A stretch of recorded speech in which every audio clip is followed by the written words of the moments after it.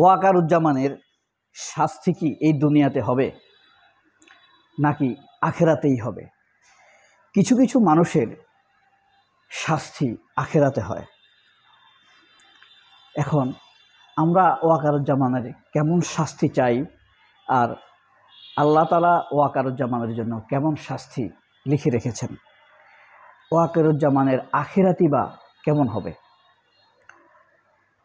রাসূল সাল্লাল্লাহু আলাইহি সাল্লামের একটি ঘটনা। একদিন রাসূল সাল্লাল্লাহু আলাইহি সাল্লাম খুব দ্রুত হেঁটে যাচ্ছেন।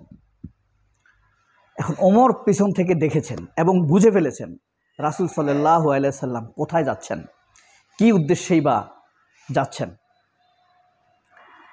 তাৎক্ষণিক ওমর রাদিয়াল্লাহু তাআলা আনহু দৌড়ে গিয়ে রাসূল সাল্লাল্লাহু আলাইহি সাল্লামকে ঠিক এইভাবে সামনে হাত দিয়ে বাধা দিলেন। রাসূল সাল্লাল্লাহু আলাইহি সাল্লামের চোখে মুখে বিরক্ত ফুটে উঠেছিল। ওমরের মতো একজন সঙ্গী সাহাবী মুসলমান আমাকে এভাবে বাধা দিচ্ছে। রাসূল বললেন, ওমর তুমি এটা কি করছো? তুমি জানো সীমা লঙ্ঘন করতে যাচ্ছ তুমি? তখন বলছে যে আপনি কোথায় যাচ্ছেন? তখন রাসূল সাল্লাল্লাহু আলাইহি সাল্লাম বললেন, আমি আব্দুল্লাহ ইবনে উবাইরের জানাজা পড়তে যাচ্ছি। কিন্তু ওমর রাদিয়াল্লাহু তাআলা বললেন, এতদিন আপনি জানতেন না, এখন তো জানেন যে আব্দুল্লাহ ইবনে উবাইর একজন মুনাফিক। আমাদের সকল গোপন সংবাদ কাফেরদেরকে বলে দিত, আবু জাহেলকে বলে দিত, আবু লাহাবকে বলে দেয়, আমাদের অনেক ক্ষতি করেছে। তখন রাসূল সাল্লাল্লাহু আলাইহি সাল্লাম বললেন যে এখন তো আমি জানি, কিন্তু আমার সাথে এতদিন চলেছে, আমি তার মায়ার জন্য, ভালোবাসার জন্য তার জানাজা কি পড়তে পারি না? তখন ওমর রাদিয়াল্লাহু তাআলা বললেন যে আমার ইচ্ছা, আপনি পড়তে পারেন না। রাসূল সাল্লাল্লাহু আলাইহি সাল্লাম বললেন, এই সংক্রান্ত আল্লাহর কোনো বিধিনিষেধ তো এখনও আসেনি। ওমর রাদিয়াল্লাহু তাআলা বললেন, আপনি এখানে দাঁড়ান, আমিও দাঁড়াচ্ছি। আল্লাহ এ ব্যাপারে নির্দেশ দিলে আপনি পড়াবেন, যদি নির্দেশ না দেয় তাহলে পড়াবেন না জানাজা। মহা মুশকিল। এই আব্দুল্লাহ ইবনে উবাইর কে একটু বলে নেই। আব্দুল্লাহ ইবনে উবাইর এমন এক সাহাবী যিনি সবচাইতে বেশি রাসূল সাল্লাল্লাহু আলাইহি সাল্লামের পেছনে নামাজ পড়েছেন, আকামত দিয়েছেন, তার উপরে বেশি নির্ভর করতেন। কেমন নির্ভর করতেন? রাসূল সাল্লাল্লাহু আলাইহি সাল্লাম একদিন মুনাফিকদের তালিকা করার জন্য মনস্থির করেছেন মনে মনে। ফজরের পরে আব্দুল্লাহ ইবনে উবাইরকে ডেকে এনে কানে কানে বললেন, আমাদের মধ্যে কারা কারা মুনাফিক চরিত্রের আছে তাদের একটি তালিকা করো। তার মানে আব্দুল্লাহ ইবনে উবাইর কতটা বিশ্বস্ত ছিল যে তাকে ডেকে মুনাফিকের তালিকা করার জন্য বলেছে। সবচাইতে বেশি আল্লাহ রাসূলের পিছনে নামাজ পড়তো, সবচাইতে বেশি আল্লাহ রাসূলের পিছনে আকামত দিয়েছেন। সেই উবাইর এত মুনাফিক ছিল কাদের লোক? ইহুদিদের লোক, কাফেরদের লোক, আবু জাহেলের লোক। আবার দেখাতো সে আল্লাহকে এত বেশি ভালোবাসে যে সবার নাম, তার সকল সন্তানের নামের শেষে, নামের আগে আব্দুল্লাহ লাগিয়ে দিত। আব্দুল্লাহ ইবনে কাসেম, আব্দুল্লাহ ইবনে আসাদ, আব্দুল্লাহ ইবনে হাফিজ, এরকম সবার নামে এত বেশি ভালোবাসে, এত বোঝাতো। রাসূলের প্রতি, আল্লাহর প্রতি তার ভালোবাসা ছিল আরব জাহানে প্রসারিত, এবং সেই জন্য সে ছিল সম্মানিত। অথচ সে ছিল নাম্বার 1 মুনাফিক অফ ইসলাম। তার উপরে আল্লাহ রাসূল কত নির্ভর করতো বুঝতে পেরেছেন? সেই আব্দুল্লাহ ইবনে উবাইরের কানে কানে গিয়ে আবু বকর, ওমর রাদিয়াল্লাহু তাআলা আনহু বলতো, হে উবাইর, তোমার তালিকায় কি কোনোভাবে আমার নাম উঠে গিয়েছে? তাহলে ওয়াকারুজ্জামানের অবস্থান কি হতে পারে? এই ওয়াকারুজ্জামানের উপরে ডক্টর ইউনূসকে অথবা রাষ্ট্রপ্রধানকে অথবা সরকার প্রধানকে, এক্সিকিউটিভ অব দ্য স্টেটকে কত বেশি নির্ভর করতে হয় তা বিস্ময়কর না?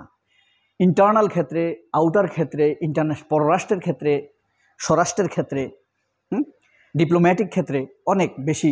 যেমন ধরেন, ডক্টর ইউনূস একজন স্পর্শকাতর লোক নিয়োগ দিবেন, তার ব্যাপারে তথ্য নিবে কার কাছ থেকে?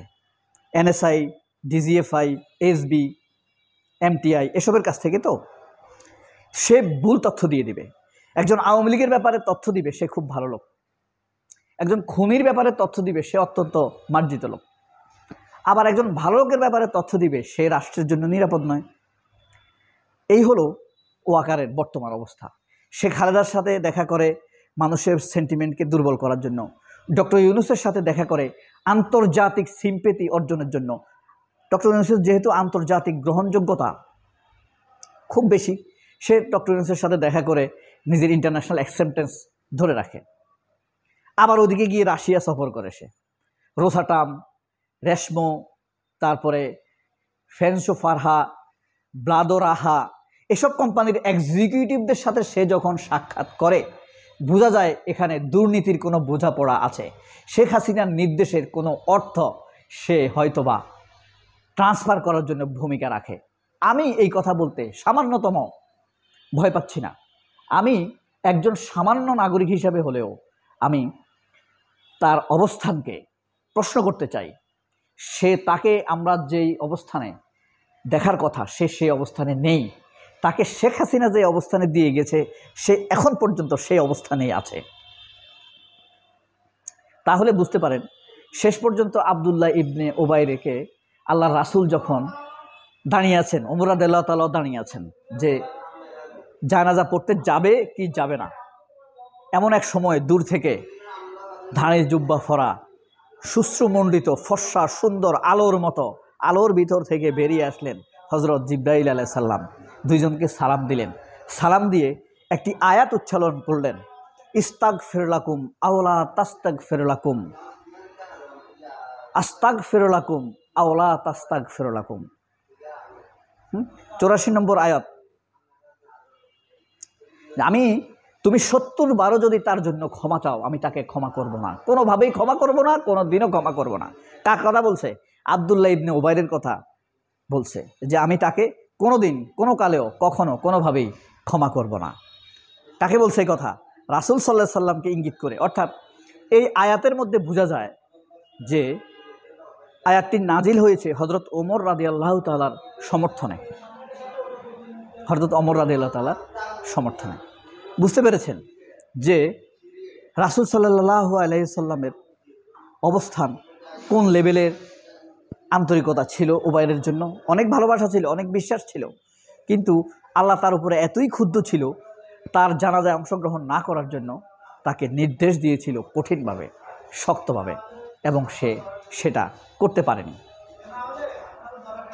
তাহলে বলুন তো, ওয়াকার যদি এখন মৃত্যুবরণ করে, ধরেন ওয়াকার ইন্তেকাল করলো, তাহলে